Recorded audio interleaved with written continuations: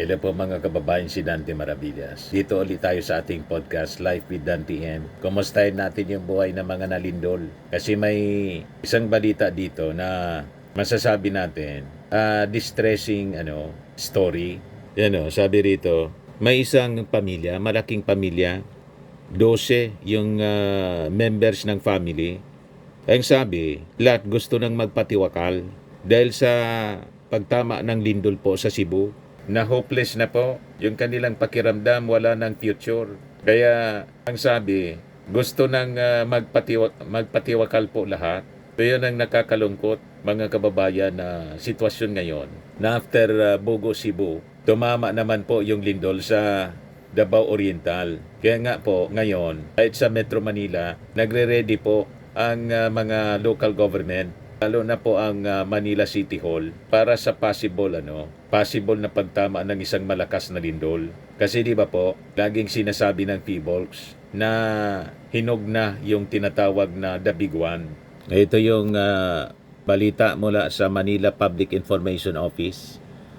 Breaking: after a series of earthquakes hit Cebu, Davao, and other areas of Mindanao, in Luzon, Mayor Francisco Isko Moreno Dumagoso orders officials in Manila's 896 barangays to prepare for a possible strong earthquake.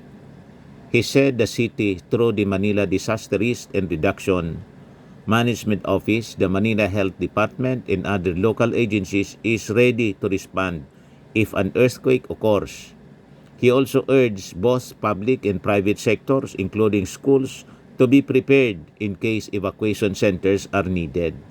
The local chief executive added that simultaneous earthquake drills should be conducted not only in the city of Manila but also across the entire national capital region, covering schools, private companies, and other government agencies or offices in preparation for the big one.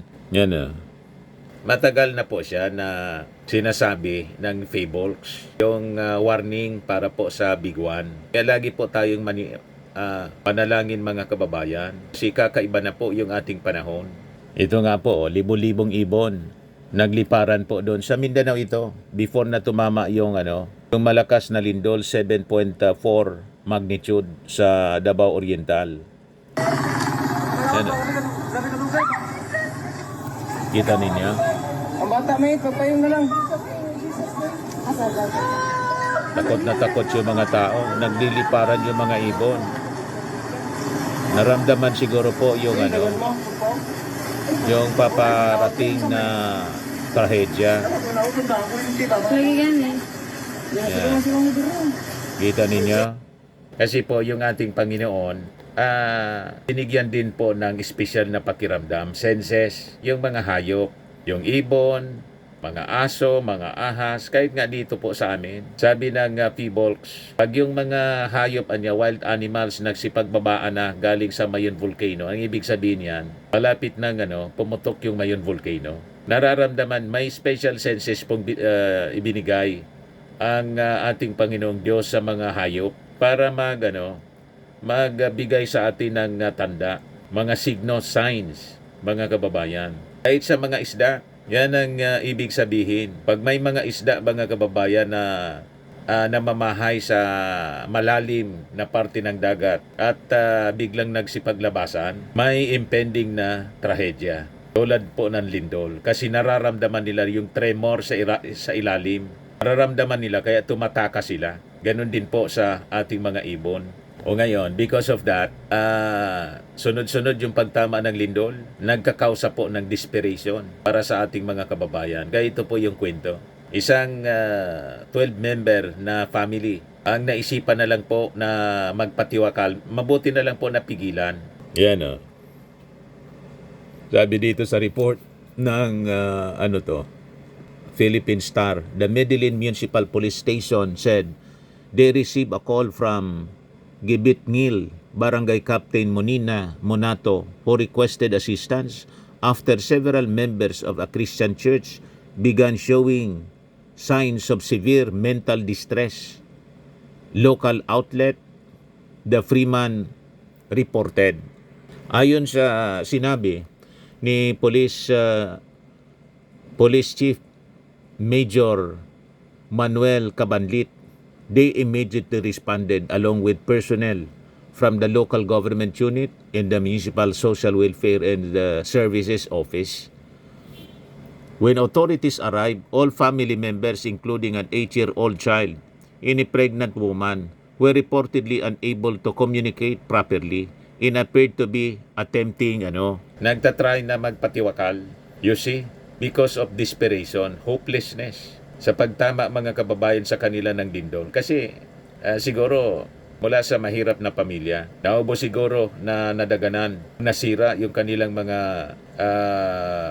ari-arian. Ang bahay nila nasira, walang masilungan. Tent City na nga po ang nilalagay ng DSWD at DPWH. Kasi hindi pwedeng bumalik sila doon. Tuloy-tuloy pa yung mga tremors, yung mga aftershocks. Malalakas pa yung mga aftershocks.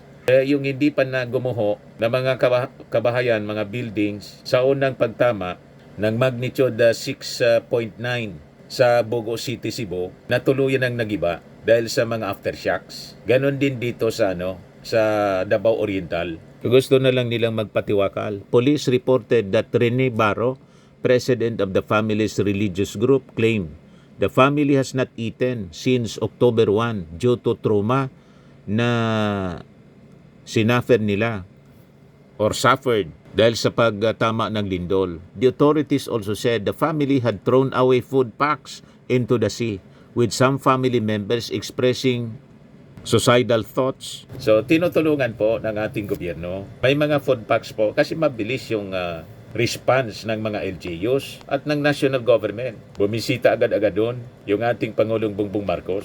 Dala, mga kababayan, yung mga financial assistance, 10,000 sa bawat pamilya, at mga pagkain, at mga milyon-milyon na mga financial assistance na ikinorstro sa mga LGUs. More than 200 million yung agad-agad nirelease ng ating Pangulong Bongbong Marcos dito po sa Bogo City at sa karatig na mga municipalities and cities ng Bogo o ng Cebu.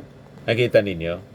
Yung mga ayuda, mga food packs na binigay ng gobyerno, tinapon na sa dagat because of desperation. Kasi iniisip siguro nila, paano na niya yung future namin, nagiba yung mga bahay. Hindi na siguro naisip na yung ating gobyerno, nilagay muna sila sa mga tent city. Kasi hindi pwede silang bumalik sa bahay. Kasi giba-giba na yung bahay. Baka madaganan sila ng tuluyan doon, hindi sila namatay sa unang pagtama ng lindol, namatay sila sa aftershocks. So importante muna na pakalmahin yung lindol, and it will take weeks, months before natitigil yung mga aftershocks. More than 800 aftershocks na po ang naitala sa Cebu earthquakes. Sa Bogo, marami na din po aftershocks. Sa Davao Oriental, 476 aftershocks na po yung nai-record ng PHIVOLCS. Ito yung update. 569 aftershocks na po recorded after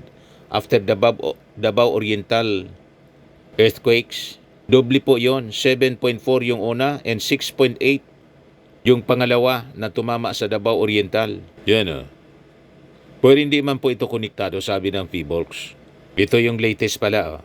Ngayon na lang, ngayong araw, 824 aftershocks in Davao Oriental as of 10 a.m.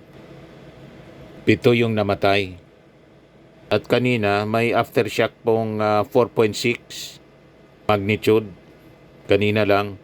So, malalakas pa rin. So, pinipili ng mga tao na mag-stay outside kasi delikado kung simentado yung bahay at nagkabiyak-biyak na po. Ito nag-cause, mga kababayan, ng ganitong hopelessness, distress dito po sa isang pamilya sa Cebu dahil sa pagtama sa kanila ang 6.9 na magnitude sa Bogo City. So hindi na pala kumakain. Ayaw kumain. The Rural Health Unit of Medellin alongside medical team from Manila has conducted psychological first aid to prevent the affected family members from engaging in suicidal behavior. The head of the family remains confined in the hospital for treatment. So naagapan po, hindi natuloy. So sabi dito, those experiencing mental distress have been provided with appropriate medical treatment.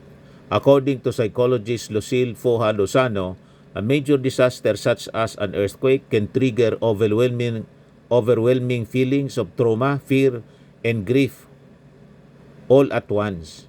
The sudden destruction of homes, loss of loved ones, or uncertainty about the future can create overwhelming feelings of hopelessness. Kaya yon gusto nang magpatiwakal ng isang pamilya. Anyway, salamat pa rin tayo kasi naagapan agad-agad na i-report sa ating mga authorities at sinakluluhan naman po immediately. So mabuhay yung ating mga bagong bayani, yung ating mga first responder sa ganitong mga trahedya. So yun man lang po yung ating maiksing podcast ngayon po dito sa Life with Dan TN. Atid sa inyo po nitong napakagandang product na ating binibenta online. I am Worldwide Amazing Pure Organic Barley Powdered Drink Mix from Australia. Yung mga gusto mag-try nito pong ating produkto, mag-message na lang po kayo sa akin, Dante Maravilla sa Messenger sa Facebook. Yung gusto na negosyo nito, pa-orient kayo sa aking anak na architect entrepreneur, Riz Maravillas. So lagi nating tatandaan mga kababayan sa buhay, you become what you believe. Bye-bye po. God bless.